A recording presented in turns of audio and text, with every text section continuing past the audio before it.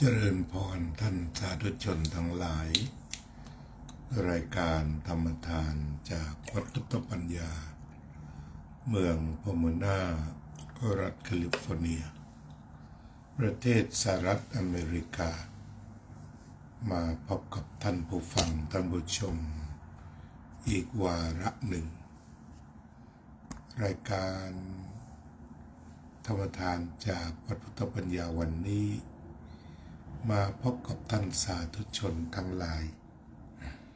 ในวันที่4กุมภาพันธ์พุทธศักราช2568รายการธรรมทานนำเรื่องราวต่างๆที่น่าสนใจทั้งภายนอกและภายในมาสนทนาธรรมกับท่านสาธุชนทั้งหลายมักจะมีคนถาม ถึงว่าธรรมะคืออะไรเนื่องจากในทางพระพุทธศาสนาของเรานั้นพระพุทธศาสนาได้กล่าวถึงความจริงในหลายแง่หลายมุมการให้คำจำกัดความการตีความของคำว่าธรรมะมีการตีความไปหลายแบบแต่ว่าก็ยังคงสัมผัสกับความจริงอยู่เสมอเจริญพรโยมสุนิตวงศ์สุเทพ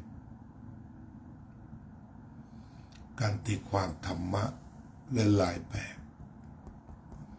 ก็ยังเป็นความจริงที่ปรากฏแล้วก็ส่วนหนึ่งที่บรรดานักปราชญ์ผู้ตีความพระพุทธศาสนามักจะตีความนั่นก็คือตีความว่าธรรมะคือความจริงที่ปรากฏอยู่จริงก็คือมันเป็นความจริงแล้วก็เป็นปรากฏการณ์อยู่ที่มันมีอยู่ทีนี้การรู้ความจริงของแต่ละคนก็เกิดขึ้นจากสิ่งที่เรียกว่ารู้ธาตุรู้หรือรู้กับจิตสิ่งเหล่านั้นมันมีอยู่แต่ถ้าไม่มีจิตมันก็ประหนึ่งว่าไม่มีเพราะว่าไม่รู้ที่จะต้องมีจิตแล้วก็มีปรากฏการณ์เหล่านั้นจึงเกิดความรู้ขึ้นเป็นเรื่องอัศจรรย์ที่ว่าพระพุทธองค์ทรงตรัสเอาไว้ถึงความรู้ตัวนี้ก็คือเป็นความรู้ที่เกิดขึ้นตรงตาหูจมูกลิ้นกายใจ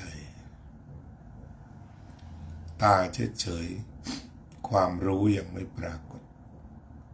จะต้องมีการกระทบหรือมีรูปมากระทบตาซะก่อน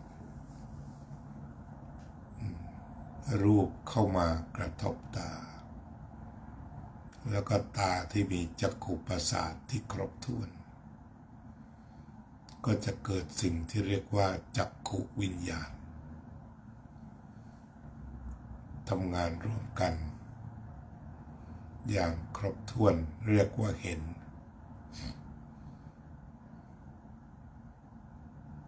ต่อไปก็โสตวิญญาณก็เช่นกันอีกเป็นความรู้ทางหูรับรู้เสียงหรือว่าเสียงมาพบกับหูตรงนี้พระพุทธองค์ใช้คำว่ามาพบกันมาเราเรียกว่ากระทบแต่มันมาพบกัน มาประจวบกันเหมือนคนมาพบกันคนรู้จักมาพบกันคนไม่รู้จักมาพบกันอย่างใดอย่างหนึ่งก็ได้เรียกว่าเห็นขึ้นมาเสียงที่ได้ยินก็คือเสียงมาพบกับหูอีกกลิ่นมาพบกับจมูกเจริญพรคุณโยมนิพาพรยิ่งรุ่งโรจน์คุณโยมเอริกพุ่มบัวเจริญพร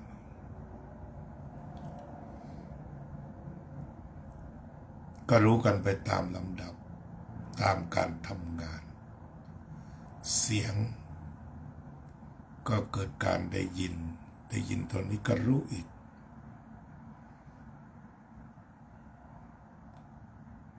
ลิ้นก็ไปรู้รสจมูกก็ดมกลิ่นลิ้นก็รู้รสกายต้องถูกต้องสัมผัสจิตใจก็คิดไปสิ่งเหล่านี้ก็เป็นปรากฏการณ์ทีละอย่างทีละอย่างทีละอย่างที่มันมีความรวดเร็วเกิดเร็วดับเร็ว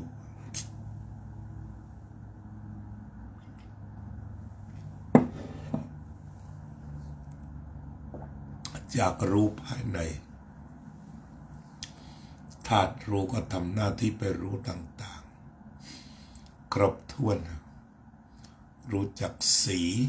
มีสีชัดเจนเจิดจ้าเขียวเหลืองแดงก็จะไปรู้ได้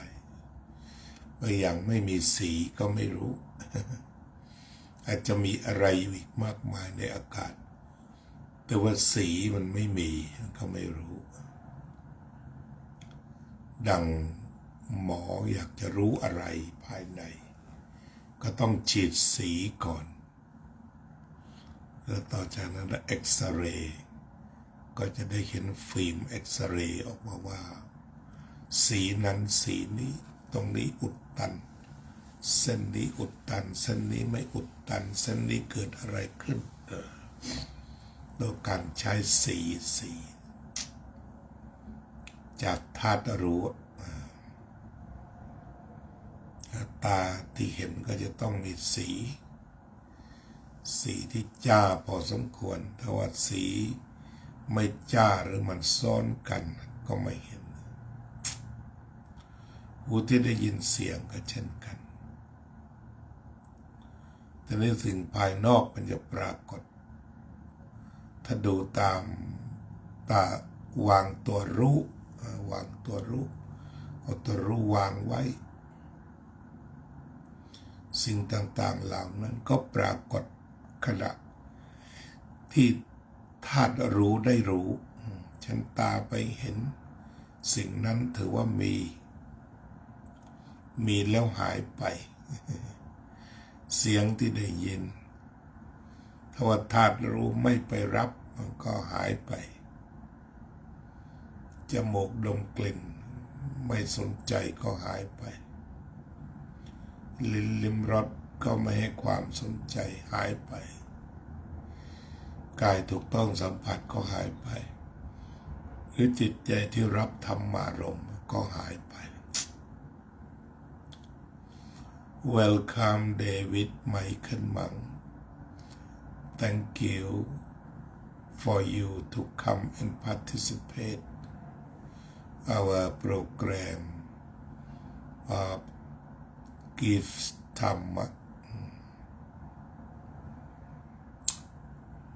Welcome for Red Wheeler.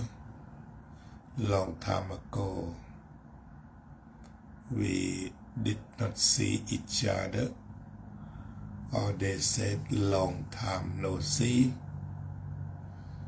I see you, I feel good. คุณพรพรันเบรดเล่ Thank you for joining this program. We are talking about the foundation of knowledge.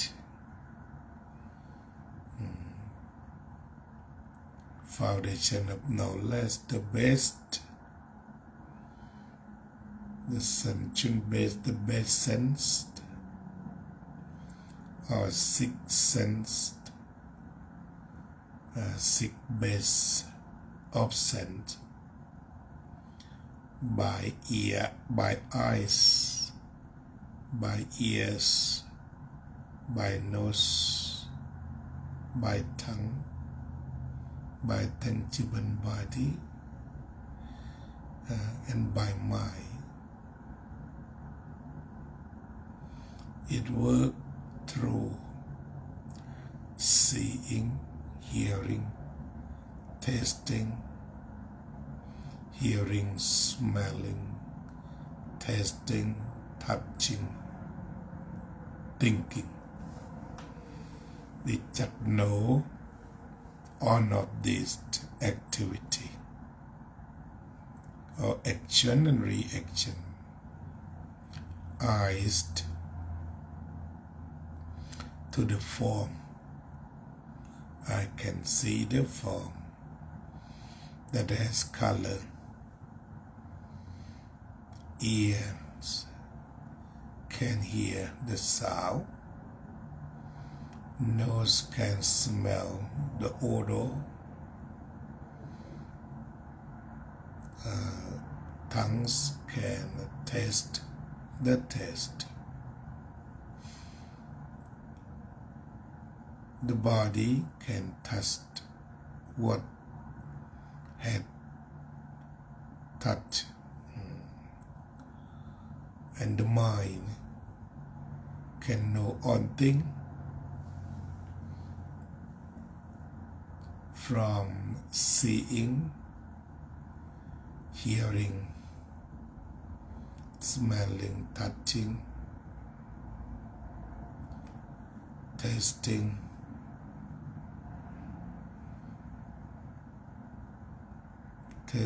touching, and thinking. We set mindfulness to know. It is as arising and passing away. นี่เราก็คุยถึงตัวรู้แล้วก็ความจริง ความจริงทั้งหมดก็คือเกิดและดับอยู่ตรงนั้น นั้นหลักคำสอนในทางพระพุทธศาสนา ที่เกี่ยวกับอนิจจังทุกขังอนัตตา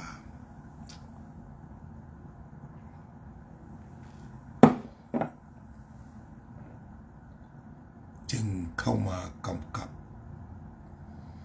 เข้ามาดูแลปรากฏการณ์เหล่านี้ว่าเป็นปรากฏการณ์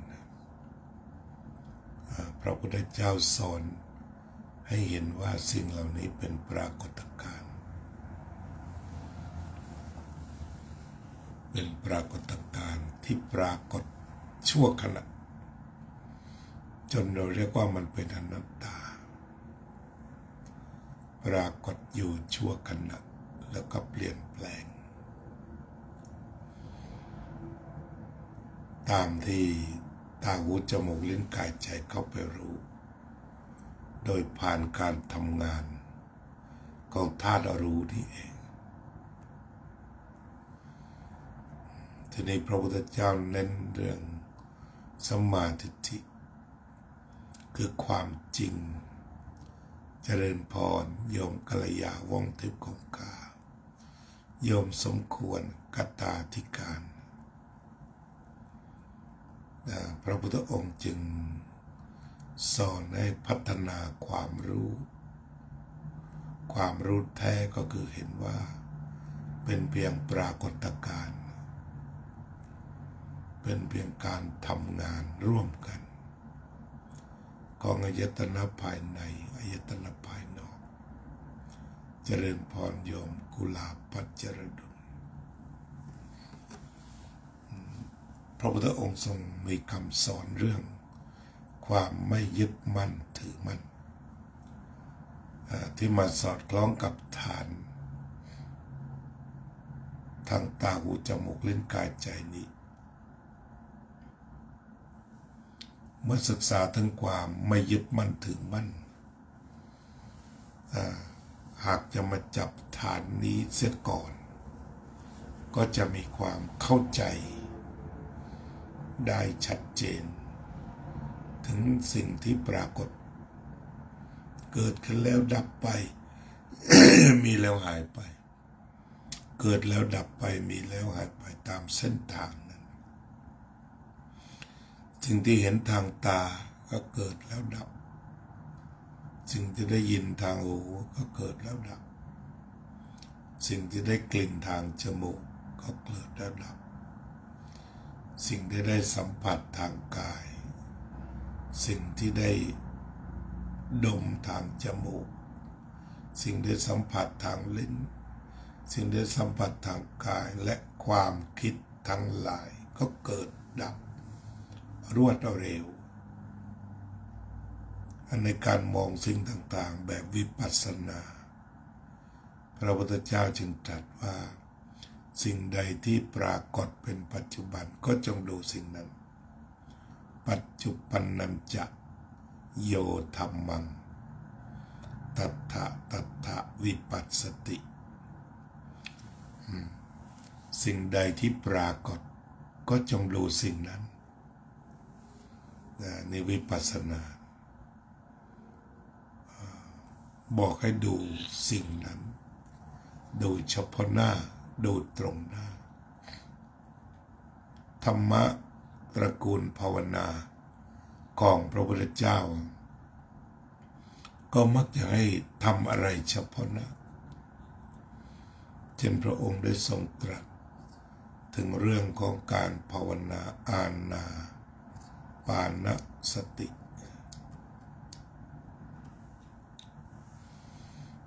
อานาปานสติ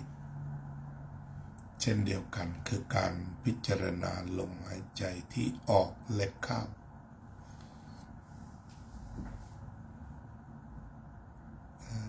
ก็ให้พิจารณาว่าลมหายใจที่เข้าแล้วก็ออกไปนี้หรือออกแล้วเข้ามาใหม่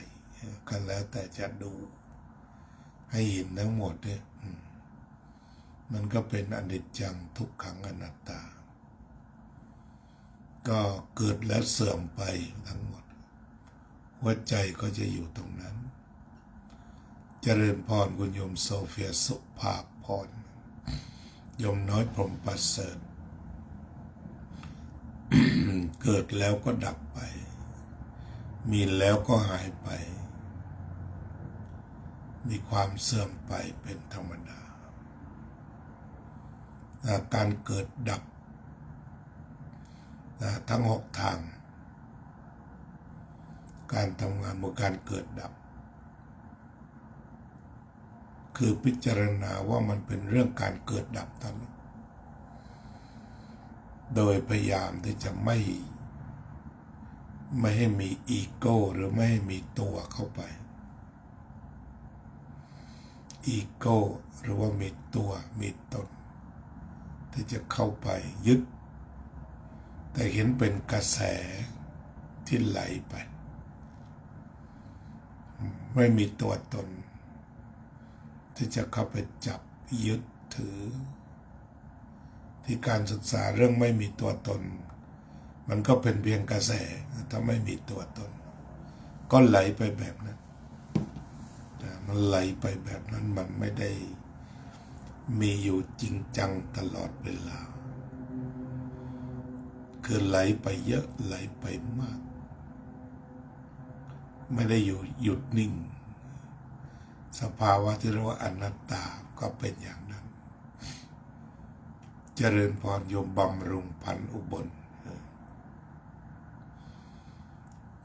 ทีนี้การตั้งความเข้าใจที่ตาหูจมูกลิ้นกายใจว่าไหลไปทีนี้ให้ดูเฉพาะปัจจุบันเรียกว่าตระกูลภาวนาก็คือเพิ่มความเห็นจริงนะซึ่งความเห็นจริงเหล่านี้ต่างจากความเห็นที่มาจาก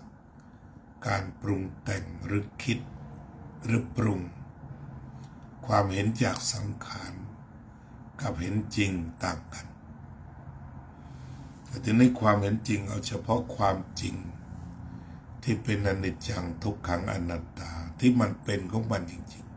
ๆแล้วก็การเห็นอนิจจังทุกขังอนัตตาก็เป็นการปรากฏจริงเท่านั้นที่เป็นวิปัสสนาซึ่งตรงตามที่ว่าเห็นสิ่งที่ปรากฏขึ้นณเวลานั้นณส่วนนั้นที่พระพุทธเจ้าให้พระภิกษุทำอานาปานสติโดยตั้งกายตรงดำรงสติมั่นก็อยู่ที่การให้ตั้งกายตรงดำรงสติมั่นวางสติไว้เฉพาะหน้าวางสติเอาไว้เฉพาะหน้าเจริญพรโยมจัญญาเทียนยุทธให้ตั้งสติเอาไว้ตรงหน้าตรงเฉพาะหน้าไม่ให้ไปอดีตไม่ให้ไปอนาคตวางไว้ข้างหน้านี่แหละทีนี้สมถะวิปัสสนา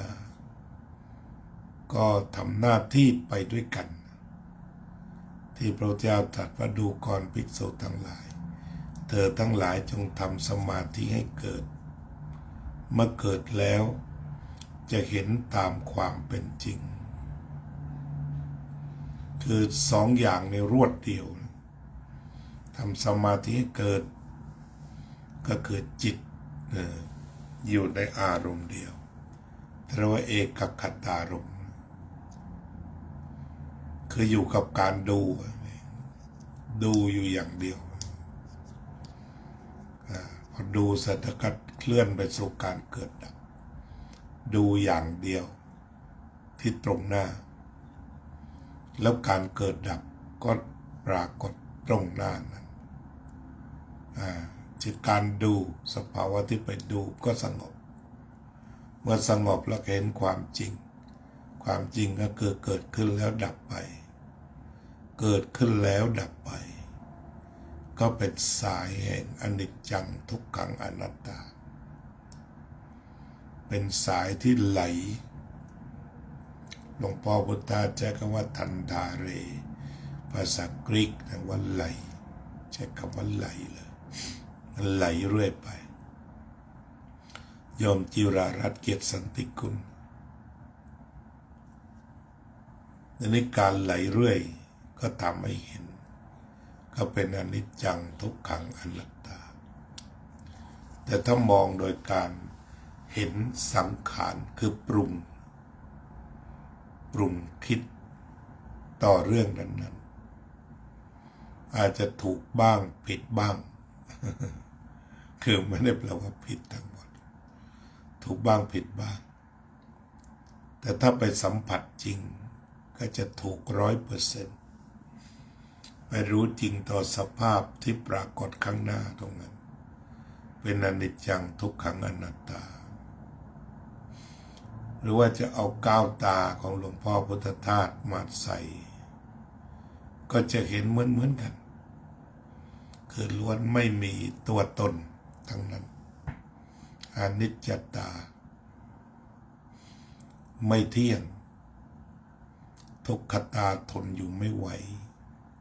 เป็นคนของความไม่เที่ยงอนัตตาไม่ใช่ตัวตนธรรมติตตาตั้งอยู่แบบนั้นชั่วนาตาปีธรรมนิยามตาปรากฏการณ์ทุกสิ่งที่แปลกๆมีสีสันแปลกๆมีสภาวะต่างๆเช่นนกบินได้งูเลื้อยคางคกกระโดดเหล่านี้เป็นต้นเราเรียกว่าธรรมนิยามตาธรรมนิยามภูเขาสูงทรายดำบ้างขาวบ้างเขียวบ้างทรายขาวก็มีทรายเขียวก็มีทรายสีทองก็มี ทรายที่ดำปึ๊ดก็มีอันนี้ว่าธรรมนิยามผลทุเรียนก็เป็นอย่างหนึ่งผลแอปเปิลก็เป็นอย่างหนึ่งผลสับปะรดก็เป็นอีกอย่างหนึ่งผลเงาะก็เป็นอีกอย่างหนึ่งไม่เหมือนความไม่เหมือนเป็นธรรมนิยามธรรมนิยามนี่ก็เกิดจากอิทัปปัจจยตาคือต้องอาศัยกันในการอาศัยกันนี้ปรากฏการณ์ชั่วคราวจึงเป็นสุญญตาปรากฏการณ์ชั่วคราวกลายเป็นสุญญตาเมื่อเป็นสุญญตาก็คือตถาคือมันจริงแบบไม่เปลี่ยนไปอย่างอื่นจริงอยู่แบบนั้นไม่เป็นอย่างอื่นเลยแล้วก็อตัมมยตาใครจะไปจับรั้งฉุดสิ่งที่เกิดตามเหตุปัจจัยนั้นมิได้อันนี้ก็ขยายความให้มากขึ้นเมื่อการทำงานก้าวตาไม่มีใครหยุดได้ไม่มีใครจะหยุดการทำงานของก้าวตาได้คือจะต้องไหลต่อไปและความเป็นนั่นเป็นนี่เป็นนอนที่ปรากฏให้เห็นแปลกๆมันก็มาจากสภาวะที่มันไหลเรื่อยไปนี่แหละที่มัน flowing สุดท้ายมีคำว่า flowing จึงจะไปเห็นอนัตตาที่แท้จริงทีนี้การปล่อยวางเรียกว่าทิฏฐุปาทานที่เคยยึดว่ามันเป็นตัวอย่างเดียวเนี่ยหลังจากได้สัมผัสความจริงว่ามันไหลไปหมดมันไม่มีอะไรที่จะจีรังยั่งยืนไม่ไหลวันนี้ก็ไหลวันหน้าจะแกร่งแค่ไหนมันก็ไหลได้จะต้องเปลี่ยนแปลงไปการทัศนศึกษาบนบิ๊กไอซ์แลนด์ก็ทำให้ได้มาพบก็ความจริงว่าแม้แต่หินเนี่ยมันละลายเมื่อถึงเหตุปัจจัยหินมันละลายแล้วก็เกาะกันใหม่อีกแข็งอีกถ้าเราหินลาวาหินภูเขาไฟหินก็เป็นหินอยู่แต่ว่าที่มันกระทบกันเยอะกระทบกันมากจากคลื่นจากลมจากอะไรหลายอย่างก็เป็นอนิจจังอีกแปรรูปไปอีกก็กลายมีดินภูเขาไฟดินภูเขาไฟก็เป็นเหตุปัจจัยให้เกิดผลหมากรากไม้ที่มีรสชาติที่กล่าวกันว่ามีรสชาติเป็นพิเศษหรือที่เรียกสมมุติว่าอร่อยก็เป็นเหตุปัจจัยการมาเห็นภูเขาไฟพ่นหรือว่าระอุแล้วก็ระเบิดคือมันระอุอยู่แล้วมันก็ระเบิดออกมาบ้างก็มองเห็นความเปลี่ยนแปลงของสรรพสิ่งที่ธรรมชาติลงมือเปลี่ยนแปลงกระทำสิ่งเหล่านี้ก็ปรากฏที่ตาหูจมูกลิ้นกายใจเกิดแล้วดับไปดังนั้นการได้กลับมาหาตัวเองได้มองสิ่งทั้งปวงตามที่จริงก็จะได้ตัดจินตนาการหรือการปรุงแต่งต่างๆออกไปอยู่กับความจริงความจริงเป็นอย่างไรก็อยู่อย่างนั้นแก้ปัญหากันไปตามที่ปรากฏและการแก้ปัญหาก็เช่นเดียวกันบางอย่างมันถูกเหตุปัจจัยก็แก้ได้บางอย่างไม่ถูกเหตุปัจจัยมันก็ได้ไปอีกอย่างหนึ่งหลังจากที่แก้เรียบร้อยไปแล้วมันออกมาอีกอย่างหนึ่งผลมันไม่ได้เป็นตามปรารถนา แล้วก็ความไม่ปรารถนานั้นก็เป็นธรรมดาธรรมชาติเป็นปรากฏการณ์ที่ผ่านมาแล้วผ่านไปนั่นเองก็วันนี้ก็สนทนาธรรมกับพี่น้องเรื่องธาตุรู้นะธาตุรู้พระพุทธเจ้าให้ตรัสว่าธาตุมัตตะโกเป็นธาตุเป็นตัวธาตุรู้นิสสัตโตไม่มีสัตว์นิจชีโวไม่ได้มีชีวิตไปยั่งยืนแต่ประการใดแต่ทุกอย่างเป็นกลไกที่อาศัยกันและกันเกิดขึ้นที่เรียกว่าอิทัปปัจจยตาวันนี้ก็ขอชวนกันทำสมาธิมองเห็นความเปลี่ยนแปลงเริ่มตั้งแต่ลมหายใจของเราที่เปลี่ยนไปไม่หยุดเจริญพร